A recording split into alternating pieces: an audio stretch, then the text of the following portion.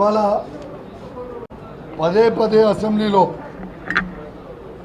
ఒక్క వ్యక్తి కోసం కొట్లాడుతున్నారు అని పదే పదే ఇవాళ అసెంబ్లీలో అంటూ ఉన్నారు. మీకు చెప్తా ఉన్నాం, ఇవాళ మేము ఒక్క వ్యక్తి కోసం కొట్లాడలేదు. 4 కోట్ల తెలంగాణ ప్రజల గౌరవం కోసం మేము కొట్లాడినాం, కానీ కేవలం ఒక్క వ్యక్తి కోసం కాదు. ఎందుకు ఇట్లా అంటున్నారు అని మీరు అనొచ్చు. మీ అందరికీ క్లారిటీగా చెప్తా ఎస్, ఇవాళ కేటీఆర్ గారి మీద అన్యాయంగా కేసు పెట్టిండ్రు. అది ఒక్క అంశం అయితే, అన్నిటికంటే ఇంపార్టెంట్ అంశం ఏంటంటే రేవంత్ రెడ్డి గారి తుగ్లక్ పాలన వల్ల ఇవాళ ఫార్ములా ఈ వాళ్ళు ఈ తెలంగాణ ప్రభుత్వం మీద లండన్లో కేసు వేయడం జరిగింది. ఇవాళ ప్రపంచవ్యాప్తంగా మన తెలంగాణ పరువు తీస్తూ ఉన్నాడు రేవంత్ రెడ్డి గారు అని చెప్పి ఇవాళ మేము లోపల్లో కొట్లాడడం జరిగిందని చెప్పి సందర్భంగా మీకు తెలియజేస్తా ఉన్నాను.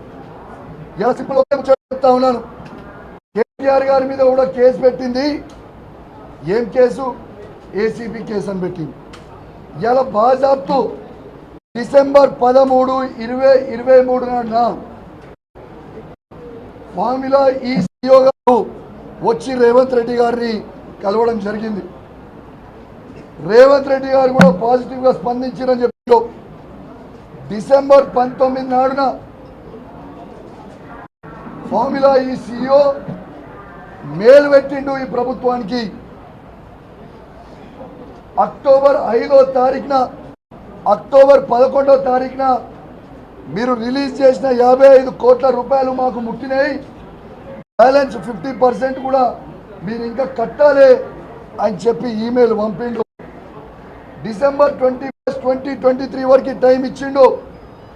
ఆ రోజు ఇచ్చిన తర్వాత వీళ్ళు కట్టకపోతే డిసెంబర్ 22 రోజు మళ్ళా మేలు పెట్టి ఇంకొక 4 రోజులు టైం ఇస్తున్నాం డిసెంబర్ 26 వరకు అని.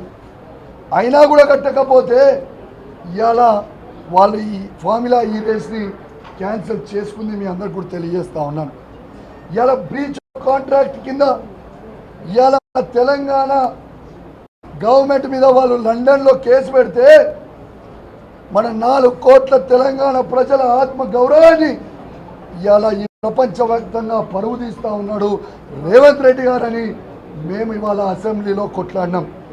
ఎస్, పోడియం దగ్గరికి పోయి హరీష్ రావు గారితో పాటు మా శాసనసభ్యులందరం కూడా పోరాటం చేస్తాం. దేనికోసం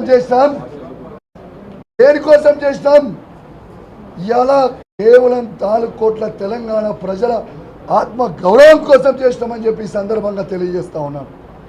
ఇవాళ కంచెల పాలన లేదు, ప్రజాపాలన అని చెప్పి అసెంబ్లీ సాక్షిగా అసెంబ్లీ లోపల ఎంతమంది పోలీసు వాళ్ళని మార్షల్ని పెట్టి ఇలా అడ్డుకుంటున్నారో ఇవాళ మీరు చూడొచ్చు అని చెప్పి సందర్భంగా తెలియజేస్తా ఉన్నాం.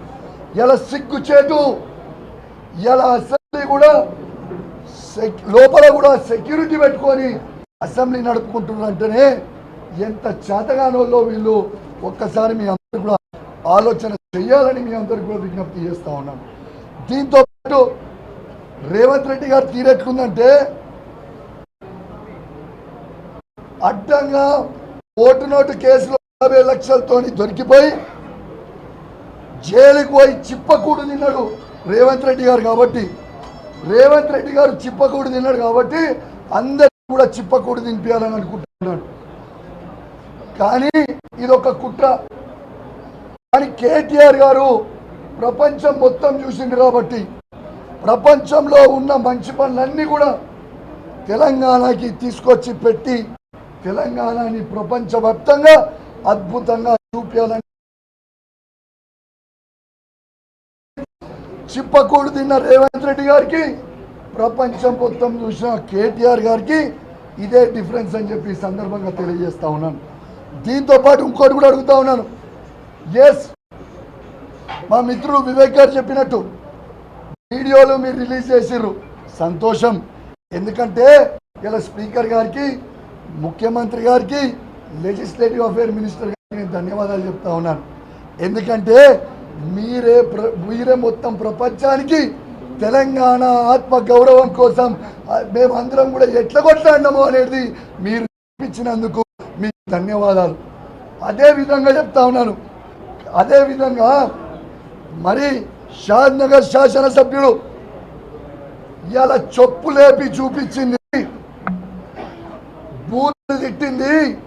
ఆ వీడియో ఎందుకు బయట పెడతలేరు అని చెప్పి నేను అడుగుతా ఉన్నాను. మీకు దమ్ముంటే ఆ వీడియో కూడా బయట పెట్టండి, ఆ వీడియో కూడా చూపియండి.